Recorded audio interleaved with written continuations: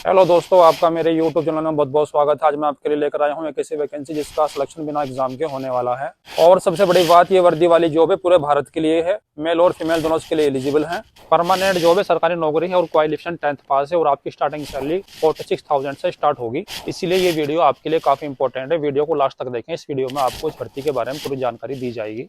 Video को शुरू करने से पहले अगर आप इस चैनल पर नए हैं या अभी तक आपने चैनल को सब्सक्राइब नहीं किया तो आप इस चैनल को सब्सक्राइब कर लीजिए और बेल आइकॉन को ऑन कर लीजिए ताकि फ्यूचर में आने वाली भर्ती का नोटिफिकेशन आपको तुरंत मिल जाए। अगर आप इस चैनल को सब्सक्राइब करते हैं तो आपको सभी भर्ती की वीडियो की अपडेट मिलती रहेगी। जी हाँ दोस्तों, बीएसएफ सीमा सुरक्षा बल ने कांस्टेबल के 275 पदों पर भर्ती का ऑफिशियल नोटिफिकेशन जारी कर दिया है। ये भर्ती constable general duty sports quota के तहत ग्रुप सी के पदों पर की जाएगी। पूरे भारत से सभी बच्चे इस भर्ती के लिए 1 दिसंबर से लेकर 30 दिसंबर तक ऑनलाइन आवेदन कर सकते हैं। इस भर्ती के लिए महिला और पुरुष दोनों अभ्यर्थी ऑफिशियल वेबसाइट के माध्यम से ऑनलाइन आवेदन कर सकते हैं। बात करते हैं एप्लीकेशन फीस की। इस भर्ती के लिए जनरल, ओबीसी और ईडब्ल्यूएस कैटेगरी के लिए एप्लीकेशन फीस 147 रुपीज रखी गई है।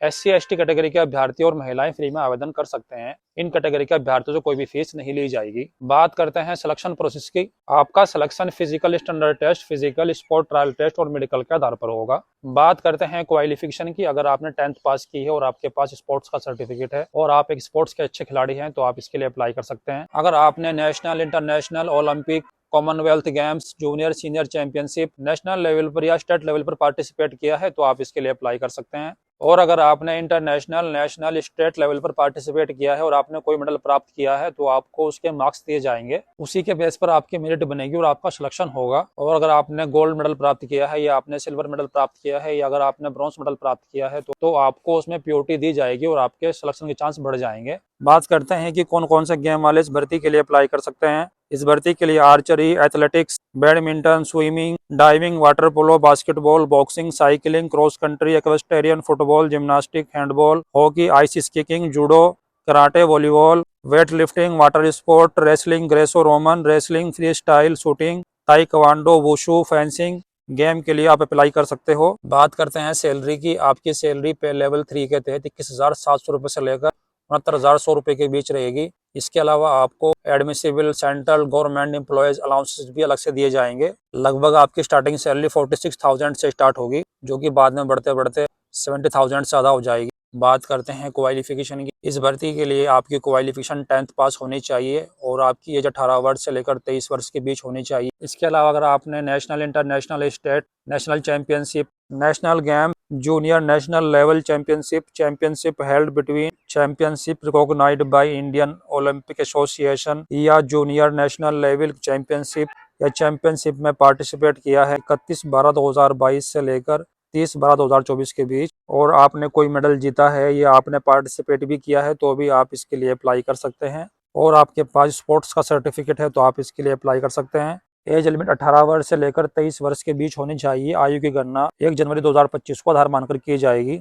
SC ST को 5 साल की छूट मिलेगी। OBC नॉन क्रीमी लेयर को 3 साल की छूट मिलेगी। बात करते हैं गेम्स के मार्क्स की। अगर आपने ओलंपिक गेम्स के अंदर पार्टिसिपेट किया है समर या विंटर के अंदर और आपने गोल्ड मेडल जीत रखा है तो आपको 100 मार्क्स मिलेंगे। और अगर आपने सिल्वर मेडल जीत रखा है तो 96 मार्क्स मिलेंगे। और अगर आपने ब्रॉन्ज मेडल जीत रखा है तो 92 मार्क्स मिलेंगे। और अगर आपने वर्ल्ड चैंपियनशिप या वर्ल्ड कप में पार्टिसिपेट किया है और आपने गोल्ड मेडल जीता है तो आपको 90 मार्क्स मिलेंगे।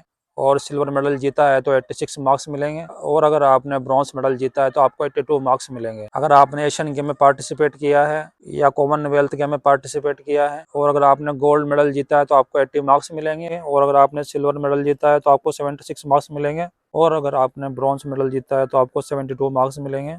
और अगर आपने Asian championship cup, Commonwealth championship में पार्टिसिपेट किया है और आपने गोल्ड मेडल जीता है तो आपको 70 मार्क्स मिलेंगे। और सिल्वर मेडल जीता है तो 66 मार्क्स मिलेंगे। और ब्रॉन्ज मेडल जीता है तो आपको 62 मार्क्स मिलेंगे। इसी प्रकार अगर आपने यूथ ओलंपिक गेम जीता है तो आप स्क्रीन पर देख सकते हैं गोल्ड मेडल जीता है तो आपको 60 मार्क्स मिलेंगे। और इसी प्रकार से आप स्क्रीन पर देख रहे हैं अगर आपने यूथ ओलंपिक गेम में पार्टिसिपेट किया है के मार्क्स आप स्क्रीन पर देख सकते हैं।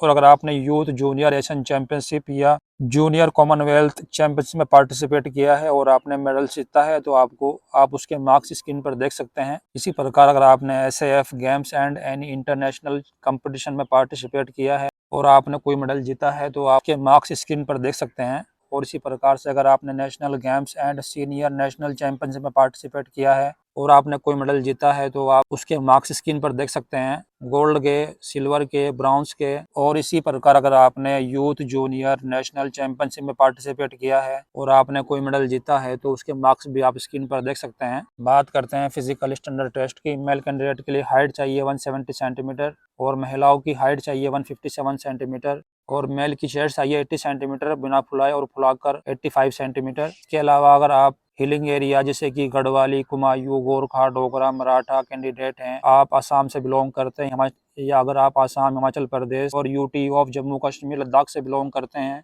तो आपकी हाइट चाहिए 165 सेंटीमीटर और महिलाओं की हाइट चाहिए 155 सेंटीमीटर और चेस्ट चाहिए बिना फुलाए 78 सेंटीमीटर। और इसी प्रकार अगर आप नॉर्थ हिलिंग एरिया के ईस्टर्न स्टेट से बिलोंग करते हैं जैसे कि अरुणाचल प्रदेश, मणिपुर, मेघालय, मिजोरम, नागालैंड, सिक्किम और त्रिपुरा, तो मेल कैंडिडेट की हाइट चाहिए 162.5 सेंटीमीटर और फीमेल कैंडिडेट की हाइट चाहिए 152.5 सेंटीमीटर। चेस्ट चाहिए लड़कों के लिए 77 सेंटीमीटर और फुलाकर 82 सेंटीमीटर। और इसी प्रकार अगर आप Gorkha territorial administration of the 3 sub division of Darjeeling district namely Darjeeling, Kalimpong and Kurseong and includes the following mouzas sub division से बिलोंग करते हैं तो मेल कैंडिडेट की हाइट चाहिए 157 सेंटीमीटर और महिलाओं की हाइट चाहिए 152.5 सेंटीमीटर और चेस्ट चाहिए बिना फुलाए 77 सेंटीमीटर और फुलाकर 82 सेंटीमीटर। और पूरे भारत से जितने भी एसटी कैटेगरी से बिलोंग करते हैं मेल कैंडिडेट के लिए हाइट चाहिए 162.5 सेंटीमीटर और महिलाओं के लिए हाइट चाहिए 150 सेंटीमीटर और चेस्ट चाहिए लड़कों के लिए 76 सेंटीमीटर और फुलाकर 81 सेंटीमीटर।